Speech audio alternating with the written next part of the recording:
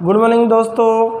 हमारे जो टॉपिक चल रहा था क्लॉक के अंदर हमने दर्पण प्रतिबिंब के बारे में पढ़ लिया था। अब जो दर्पण प्रतिबिंब के बाद में हमारा नेक्स्ट टॉपिक रहेगा जल प्रतिबिंब। कौन सा प्रतिबिंब रहेगा? जल प्रतिबिंब।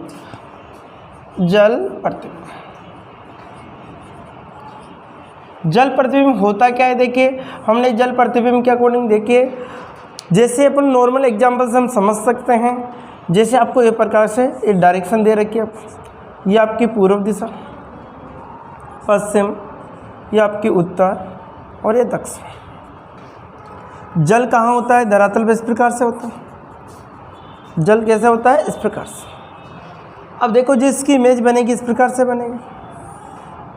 इसकी जो इमेज बनेगी इस प्रकार से आपकी इमेज बनेगी। इमेज के अकॉर्डिंग देखिए आप लोग, ये आपका डायग्राम बना,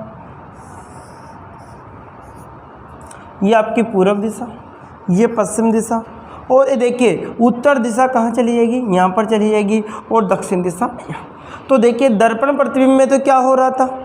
दर्पण प्रतिबिंब में तो क्या होता कि पूर्व पश्चिम चेंज हो रहा था, और जल प्रतिबिंब में क्या हो रहा है? उत्तर दक्षिण चेंज हो रहा है। जिस प्रकार से एक एग्जाम्पल के बाद, जैसे कोई व्यक्ति है, एक व्यक्ति है जो यहाँ पर इस प्रकार से खड़ा हुआ है, ये इसका लेफ्ट हाथ है, ठीक है, ये इसका क्या है? राइट हाथ है, इसमें क्या है? ये राइट मान लें, ये आपका लेफ्ट हाथ। अब जब इधर देखता है, ये इसका जल प्रतिबिंब बनेगा, तो इसका सिर कहाँ चल जाएगा? देखिए, सब सिर इस प्रकार से बनेगा। ये व्यक्ति का हाथ इस प्रकार से हो, इस प्रकार से। तो देखिए, यहाँ पर क्या हुआ? लेफ्ट राइट चेंज नहीं हुआ, सिर्फ क्या होगा? ये व्यक्ति क्या होगा? उल्टी इमेज बन गई। कौन सी इमेज बनी? इसकी उल्टी इमेज बनी है। तो देखिए, जल प्रतिबिंब के अंदर क्या होता है कि उत्तर दक्षिण चेंज होता है, पूर्व पश्चिम चेंज नहीं होता। हम क्वेश्चंस के माध्यम से इनको समझते हैं। क्वेश्चंस देखिए, मात्र छोटा सा टॉपिक था ये। इस छोटे से टॉपिक में से जो क्वेश्चन बहुत सी बार एग्जामों में पूछा जाता है, ओनली फॉर हम यहाँ पर घड़ी के जल प्रतिबिंब के बारे में चर्चा करें। जिस प्रकार से ये घड़ी है आपके, ये घड़ी है, ये दिन के 12 बज रहे हैं, ये आपके 6 बज रहे हैं, ये 3 है, यहाँ पर 9, यहाँ पर 1 है, यहाँ पर 2 है, यहाँ पे 4 है, यहाँ पर 5 है, यहाँ पे 7 है, यहाँ पे 8, यहाँ पर 10 है, यहाँ पे 11। ये आपका सेंटर पॉइंट है। ये क्या है? आपका सेंटर पॉइंट है। तो जैसे ही कोई भी इमेज आपको बनती है तो किस प्रकार से करना होगा? तो इसके लिए अपन क्या करना है कि जल प्रतिबिंब बनेगा, कहाँ बनेगा? इस प्रकार से। एक जो दर्पण होता है, अगर उसको नीचे रख दिया जाता है तो वो जल प्रतिबिंब का काम करता है। जैसे एग्जाम्पल वो कभी भी आप जल प्रतिबिंब के अकॉर्डिंग आप देखते हो तो किसी भी नदी के किनारे या अपने नहर के किनारे जाकर आप खड़े होके आपको इमेज इस प्रकार से दिखाई देती कि आपका सर पानी के अंदर दिखाई देता है, और जो क्या नाम से आपके पैर धरातल से जुड़े हुए आपको दिखाई देते हैं। तो इस प्रकार की जो इमेज बनती है, तो यहाँ पर जो भी इमेज बनेगी इस प्रकार से। हम जो इसको एक ट्रिक के माध्यम से नोट लिख के, उस ट्रिक क्या होती है? यदि घड़ी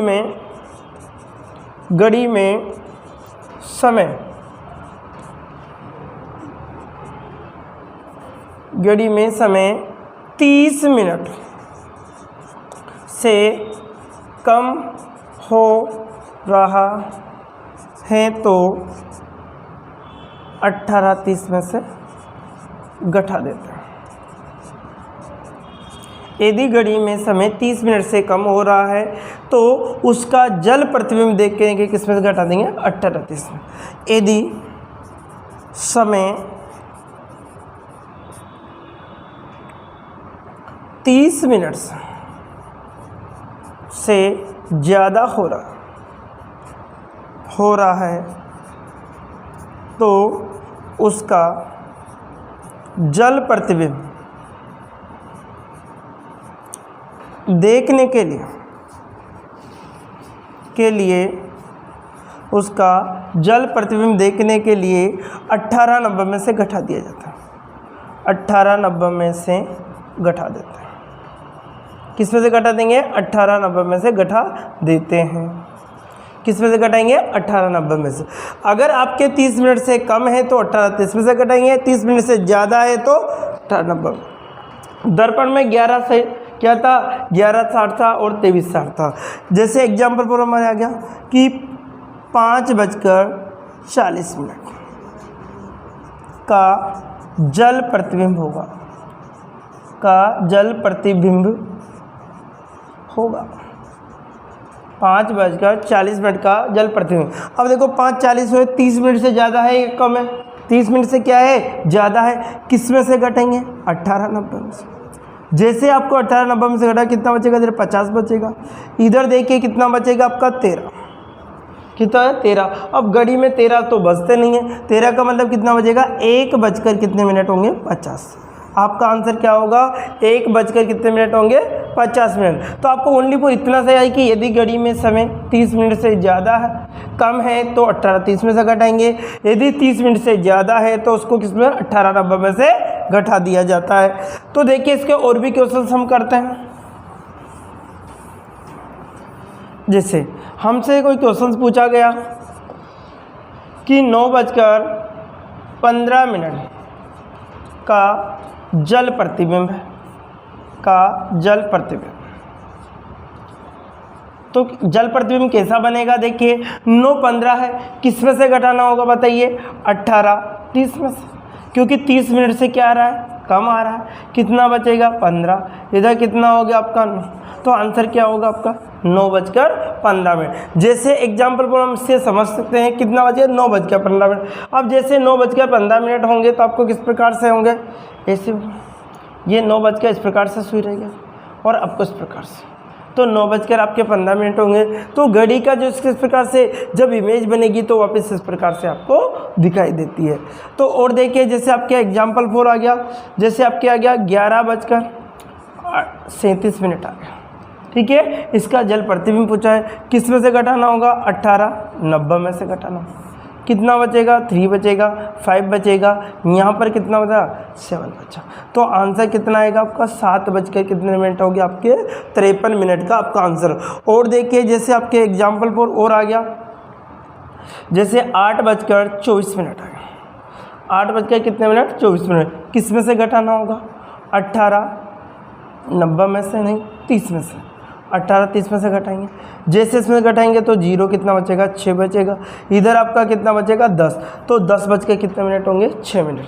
10 कितने मिनट हो जाएंगे आपके? 6 मिनट।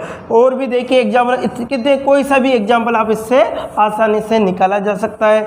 तो जल प्रतिबिंब के अंदर ज़्यादा आपको कुछ याद नहीं रखना। यदि घड़ी में समय आपका 30 मिनट से ज़्यादा है तो उसका जल प्रतिबिंब देखने के लिए 18:90 में से घटा दिया जाएगा।